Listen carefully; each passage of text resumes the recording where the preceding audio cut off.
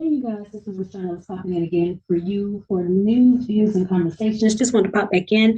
I want to bring you today the video for Joe Biden. President Joe Biden is his farewell speech. He's leaving us.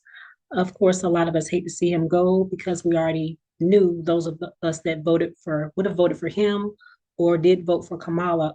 We already realized the place that we're in now, which we believe is the best position to be in versus what we're hearing, which is coming for us via Donald J. Trump and his friends, the clown car crew. We got to see how all this plays out. I just wanted to leave you with that video today. It's very significant as far as what he's speaking about, saying that, there's an oligarchy taking shape in the United States. I'm hoping and praying somehow that it goes entirely different than how a lot of people are thinking it's going to go. I'm just a true believer in, when you dig one ditch, you better dig two, one for yourself and the person or persons that you're trying to set up. It definitely can't go in a direction to where whatever he's planning to do is only going to hurt one group of people. It's going to hurt a lot of people. And it's a very good chance it could backfire on him and the billionaire, trillionaire crew that think that they're going to make all this money, they're going to get all these tax cuts. It's going to be so beneficial for them. I'm believing just based off what I know and due to my narcissistic studies. Um, Narcissistic people, what I understand with Donald Trump, he is a malignant narcissist. And they seem to have this thing called magical thinking. How he's thinking in his mind is going to play out. How he's thinking in his mind is going to go this way. But of course, we all know you can think one thing, but when it's time to bring forth the action of it and the different kickback that could happen with all the different things that he's talking about doing, it's not going to play out the way that he's envisioning, he's planning, how his cronies, how his trillionaire, zillionaire friends are thinking that it's going to go this way. I just don't see how that's going to all be possible. You can't hurt one set of people and it not backfire on you.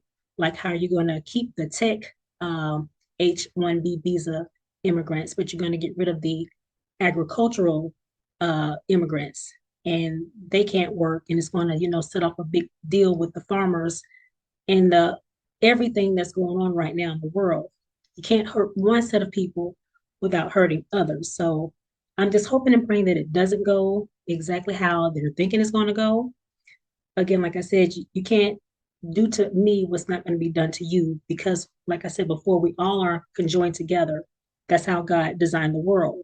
We need everybody on deck, all hands on deck to make this thing work. And if you do something to these people or those people, it's going to backfire and ricochet and hit us all. So hopefully, once he gets underway, tomorrow is his inauguration day. From what I'm hearing, they are bringing everything inside the Capitol instead of being out because of the frigid temperatures.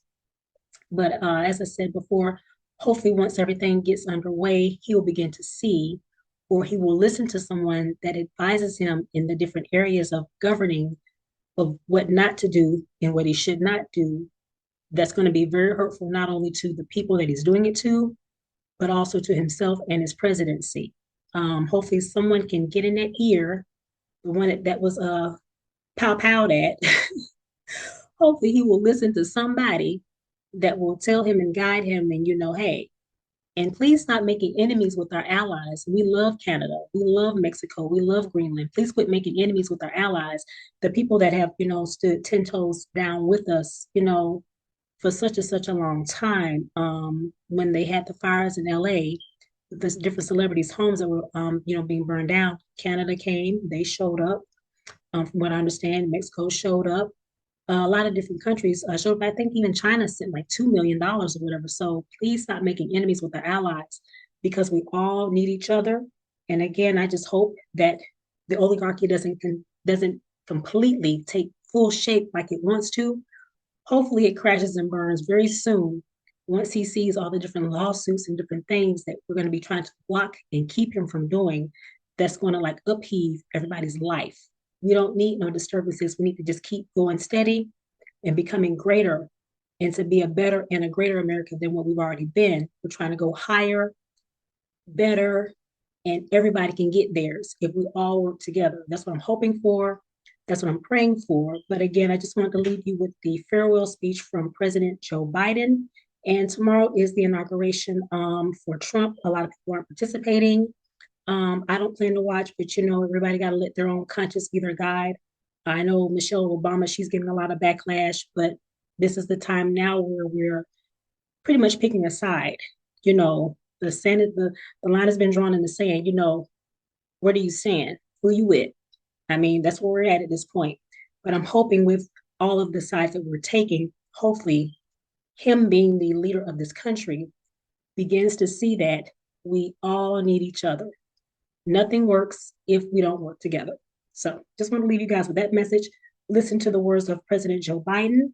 And I will see you guys in the next video. Don't forget to like, comment, and subscribe to the channel. And I will see you in the next video. Also, we just hit 1,000 subscribers. So we are ecstatic. We're excited. We have so much more to come. Make sure you tune in each and every week. I try to pump out at least 2 to 3 videos a week because I have a busy work schedule. But I want to make sure that I pop in and give you, information on the latest topics. So I'm excited about our subscribers. So don't forget to like, comment, subscribe, tell a friend, and I will see you guys in the next video. My fellow Americans, I'm speaking to you tonight from the Oval Office. Before I begin, let me speak to important news from earlier today. After 8 months of nonstop negotiation, by my administration, a ceasefire and a hostage deal has been reached by Israel and Hamas, the elements of which I laid out in great detail in May of this year. This plan was developed and negotiated by my team and will be largely implemented by the incoming administration. That's why I told my team to keep the incoming administration fully informed, because that's how it should be, working together as Americans. This will be my final address to you from the American people from the Oval Office, from this desk as president. And I've been thinking a lot about who we are and maybe more importantly, who we should be. Long ago in New York Harbor, an iron worker installed beam after beam, day after day. He was joined by steel workers, stonemasons, engineers. They built not just a single structure, but a beacon of freedom. The very idea of America was so big, we felt the entire world needed to see. The Statue of Liberty, a gift from France after our Civil War. Like the very idea of America, it was built not by one person, but by many people, from every background and from around the world. Like America, the Statue of Liberty is not standing still. Her foot literally steps forward atop a broken chain of human bondage. She's on the march, and she literally moves. She was built to sway back and forth to withstand the fury of stormy weather, to stand the test of time because storms are always coming. She sways a few inches, but she never falls into the current below. An engineering marvel. The Statue of Liberty is also an enduring symbol of the soul of our nation, a soul shaped by forces that bring us together and by forces that pull us apart. And yet, through good times and tough times, we've withstood it all. A nation of pioneers and explorers, of dreamers and doers, of ancestors native to this land, of ancestors who came by force, a nation of immigrants who came to build a better life, a nation holding the torch of the most powerful idea ever in the history of the world, that all of us are created equal, that all of us deserve to be treated with dignity, justice, and fairness, that democracy must defend and be defined and be imposed, moved in every way possible. Our rights, our freedoms, our dreams. But we know the idea of America, our institution, our people, our values that uphold it are constantly being tested. Ongoing debates about power and the exercise of power. But whether we lead by the example of our power or the power of our example, whether we show the courage to stand up to the abuse of power or we yield to it. After 50 years at the center of all of this, I know that believing in the idea of America means respecting the institutions that govern a free society: the presidency, the Congress, the courts, a free and independent press, institutions that are rooted, they just might not reflect the timeless words, but they echo the words of the Declaration of Independence. We hold these truths to be self-evident. Rooted in the timeless words of the Constitution, we the people. Our system of separation of powers, checks and balances, it may not be perfect, but it's maintained our democracy for nearly 250 years, longer than any other nation in history that's ever tried such a bold experiment. In the past 4 years, our democracy has held strong. And every day I've kept my commitment to be president for all Americans through one of the toughest periods in our nation's history. I've had a great partner in Vice President Kamala Harris. It's been the honor of my life to see the resilience of essential workers getting us through a once-in-a-century pandemic, the heroism of service members and first responders keeping us safe, the determination of advocates standing up for our rights and our freedoms instead of losing their jobs to an economic crisis that we inherited. Millions of Americans now have the dignity of work. Millions of entrepreneurs and companies creating new businesses and industries, hiring American workers, using American products. And together, we've launched a new era of American possibilities. One of the greatest modernizations of infrastructure in our entire history, from new roads, bridges, clean water, affordable high-speed internet for every American. We invented the semiconductor, smaller than the tip of my little finger, and now is bringing those chip factories and those jobs back to America where they belong, creating thousands of jobs. Finally, giving Medicare the power to negotiate lower prescription drug prices for millions of seniors.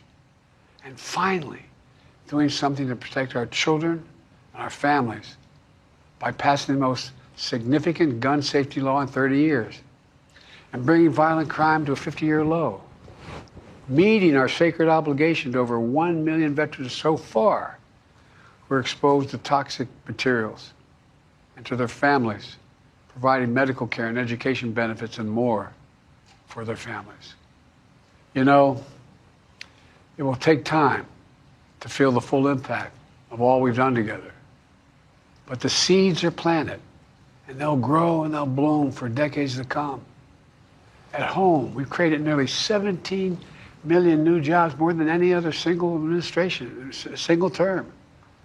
More people have health care than ever before. And overseas, we've strengthened NATO. Ukraine is still free. And we've pulled ahead of our competition with China. And so much more. I'm so proud of how much we've accomplished together for the American people. And I wish the incoming administration success, because I want America to succeed. That's why I've held my duty to ensure a peaceful and orderly transition of power, to ensure we lead by the power of our example. I have no doubt that America is in a position to continue to succeed. That's why my farewell address tonight, I want to warn the country of some things that give me great concern. This is a dangerous and that's a dangerous concentration of power in the hands of a very few ultra-wealthy people. And the dangerous consequences if their abuse of power is left unchecked. Today, an oligarchy is taking shape in America of extreme wealth, power, and influence that literally threatens our entire democracy, our basic rights and freedoms, and a fair shot for everyone to get ahead. We see the consequences all across America, and we've seen it before. More than a century ago, but the American people stood up to the robber barons back then and busted the trusts. They didn't punish the wealthy, just made the wealthy play by the rules everybody else had to. Workers want rights to earn their fair share. You know, they were dealt into the deal and it helped put us on a path to building the largest middle class, the most prosperous century any nation in the world has ever seen. We've got to do that again. In the last 4 years, that is exactly what we've done. People should be able to make as much as they can, but play by the same rules. Pay their fair share of taxes. So much is at stake. Right now, the existential threat of climate change has never been clearer. Just look across the country, from California to North Carolina. That's why I signed the most significant climate and clean energy law ever in the history of the world, and the rest of the world is trying to model it now. It's working, creating jobs and industries of the future. Now, we've proven we don't have to choose between protecting the environment and growing the economy. We're doing both. The powerful forces want to wield their unchecked influence to eliminate the steps we've taken to tackle the climate crisis, to serve their own interest for power and profit. We must not be bullied into sacrificing the future of our children and our grandchildren. We must keep pushing forward and push faster. There's no time to waste. It's also clear that American leadership in technology is an unparalleled source of innovation that can transform lives. We see the same dangers of the concentration of technology, power, and wealth. You know, his farewell address, President Eisenhower spoke of the dangers of the military-industrial complex. He warned us then about, and I quote, the potential for the disastrous rise of misplaced power, end of quote. 6 decades later, I'm equally concerned about the potential rise of a tech-industrial complex that could pose real dangers for our country as well. Americans are being buried under an avalanche of misinformation and disinformation, enabling the abuse of power. The free press is crumbling. Editors are disappearing. Social media is giving up on fact-checking. The truth is smothered by lies told for power and for profit. We must hold the social platforms accountable to protect our children, our families, and our very democracy from the abuse of power. Meanwhile, artificial intelligence is the most consequential technology of our time, perhaps of all time. Nothing offers more profound possibilities and risks for our economy and our security, our society, for humanity. Artificial intelligence even has the potential to help us answer my call to end cancer as we know it. But unless safeguards are in place, AI could spawn new threats to our rights, our way of life, to our privacy, how we work, and how we protect our nation. We must make sure AI is safe and trustworthy and good for all humankind. In the age of AI, it's more important than ever that the people must govern.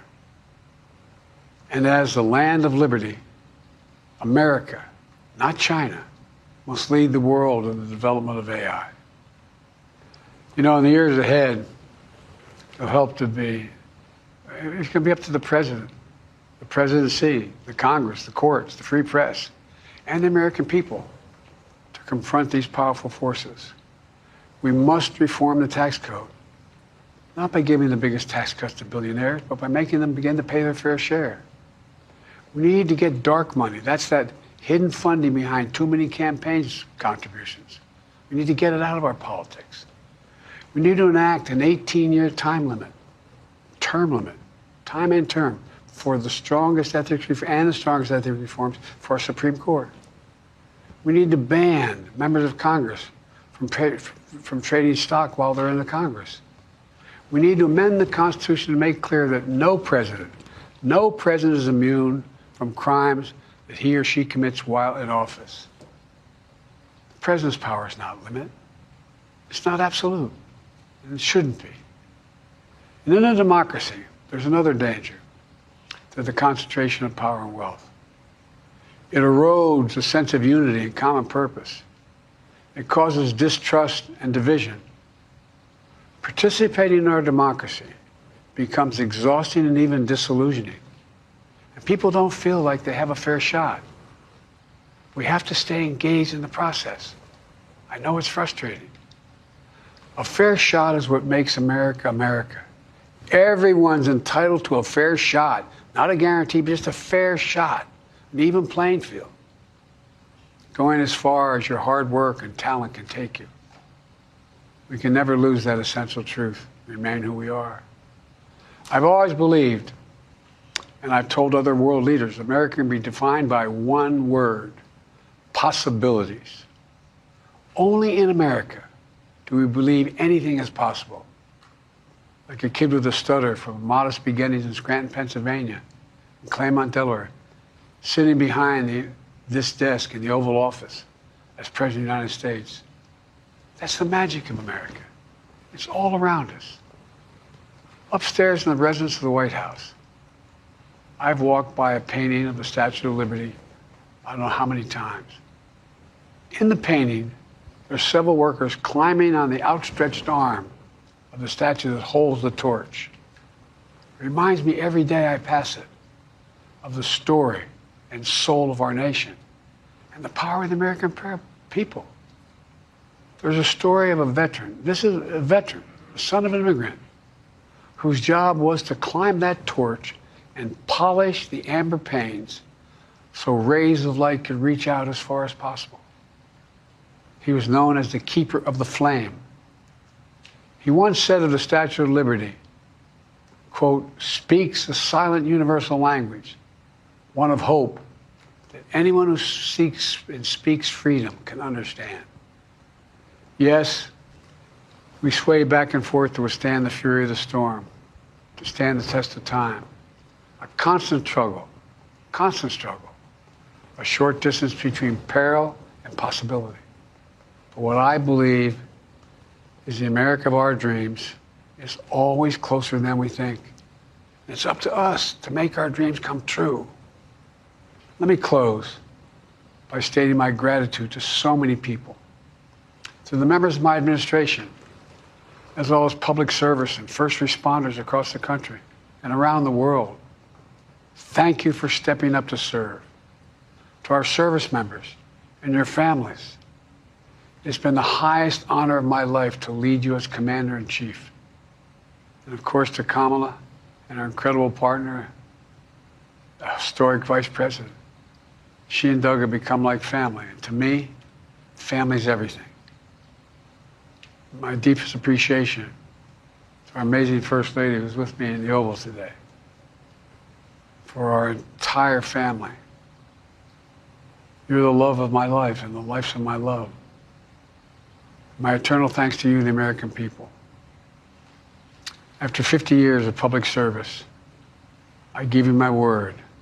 I still believe in the idea for which this nation stands. A nation where the strengths of our institutions and the character of our people matter and must endure. Now it's your turn to stand guard. May you all be the keeper of the flame. May you keep the faith. I love America. You love it too. God bless you all. And may God protect our troops. Thank you for this great honor.